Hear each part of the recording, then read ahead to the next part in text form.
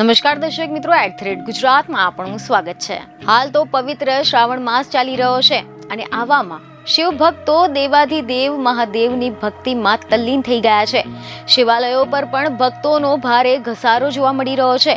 ત્યારે આવામાં આજે અમે તમને મહાદેવના એક એવા અનોખા મંદિર વિશે જણાવીશું કે જ્યાં તમે જાઓ ને તો તમને આખા મંદિરમાં જીવિત કાચબાઓ જ ફરતા દેખાશે અને આ કાચબાઓ પણ 10, 20 કે 50 નહીં પરંતુ 100 થી વધુ સંખ્યામાં ફરે છે। તમે જાણીને નવાઈ લાગશે કે આ મંદિરનું નામ પણ આ કાચબાઓ પરથી જ પાડવામાં આવ્યું છે।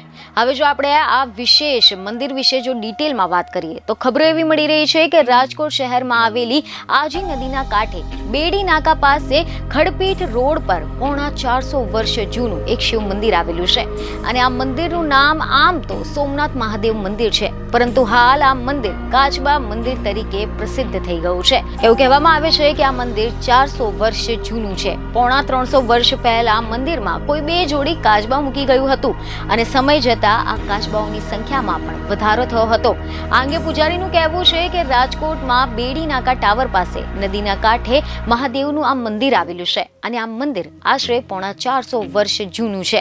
વર્ષો પહેલા 350 કાચબા એક રૂમમાં હતા। હજી પણ અહીંયા મોટી સંખ્યામાં કાચબાઓ છે। આ મંદિરનું નામ સોમનાથ મંદિર રાખવામાં આવ્યું હતું, પરંતુ સમય જતા તે કાચબા મંદિર તરીકે ઓળખવા લાગ્યું છે। પહેલા અહીંયા ગિરિબાપુ હતા, તેમની સમાધિ પણ આ મંદિરમાં જ આવેલી છે। તેઓએ જીવિત હતા ત્યારે અહીંયા સમાધિ લીધી હતી। 7 દિવસ જીવતા પણ રહ્યા હતા। ભક્તો અહીંયા મહાદેવના દર્શનની સાથે સાથે જીવંત કાચબાના પણ દર્શન કરે છે। કાચબાઓને અમે કાકડી, ટામેટા, બટાકા, રીંગણ સહિતની શાકભાજી ખવડાવીએ છીએ। હાલ આ મંદિરમાં લગભગ 100 થી વધુ કાચબા આવેલા છે। આ સાથે જ પૂજારીનું વધુમાં કહેવું છે કે અમે છેલ્લે સરગમ ક્લબ વાળાએ 6 કાચબા આપ્યા હતા અને બાદમાં હવે હળવે હળવે અમે પાછા હળવદ ચોટીલા થાન બાજુના જંગલમાંથી કાચબા શોધીને લાવ્યા અને ફરીથી આ મંદિરમાં વસાવ્યા છે। બીજને ખબર સાથે ફરી મળીશું। ધન્યવાદ।